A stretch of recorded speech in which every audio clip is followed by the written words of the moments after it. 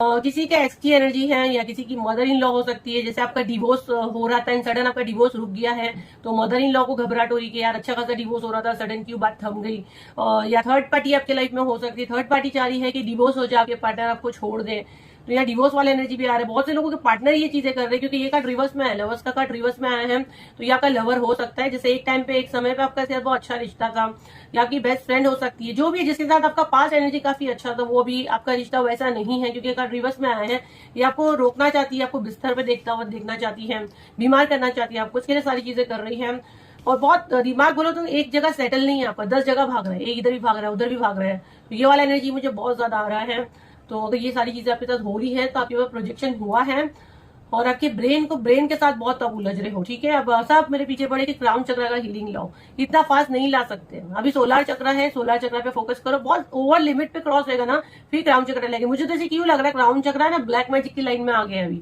जैसे कि black magic और ऑरा क्लेंजिंग हम लोग रिपीट करते थे, हर 3 महीने में लाना ही पड़ता है क्योंकि इतने बुरे लेवल पे शत्रु बार बार प्रोजेक्शन करते हैं, हम लोग को बार बार क्लीन करना रहता है। ऐसे नहीं क्या वन टाइम हो गया, वन टाइम तो कोई चीज नहीं होती है। घर जब तक जिंदा हो ना तब तक आपके ऑरा में चीजें आएगी, मरने के बाद ही वन टाइम खत्म होता है। बाकी जो भी आपको लगा ना वन टाइम में क्लीन हुआ, वो सबसे बड़ा फ्रॉडिया है। आपका पैसा लेगा, आपको ब्लॉक करेगा। मैं सीधा क्लियर बोलकर चीजें करती हूँ, लेकिन ऐसे बोल के अगर आप खुद को छोड़ोगे कि जब आता ही है तो करना नहीं, तो वक्त के पहले इंसान चला जाता है ना। ये बहुत बुरे लेवल पर चीजें होती है।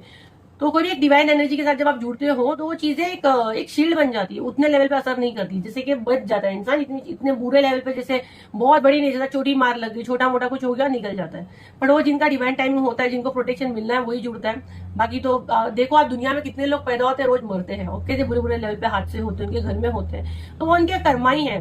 देखो जिनको हीलिंग भी मिलता है ना, वो उनका समय होता है, मतलब वो कहीं ना कहीं अपने कर्मों से उतना क्लीन हो गए कि उनको डिवाइन एनर्जी मदद करती है। तो अगर जब आप मुझसे जुड़ते हो या मेरे अलावा कोई और कोई हीलर से जुड़ते हो या किसी भी गुरु से जुड़ते हो, और अगर आपको उनसे अच्छे वाइब्स आते हैं कि वहां से आपको कुछ मिल रहा है, तो समझ जाओ यूनिवर्स आपको ब्लेस कर रहे हैं, और आपको वो जब तक आप जिंदा हो आपको प्रोटेक्ट कर रहे हैं। साथ साथ आप अच्छे कर्म भी करते जाओ ताकि वो चीजें आपकी जल्दी जल्दी क्लीन हो।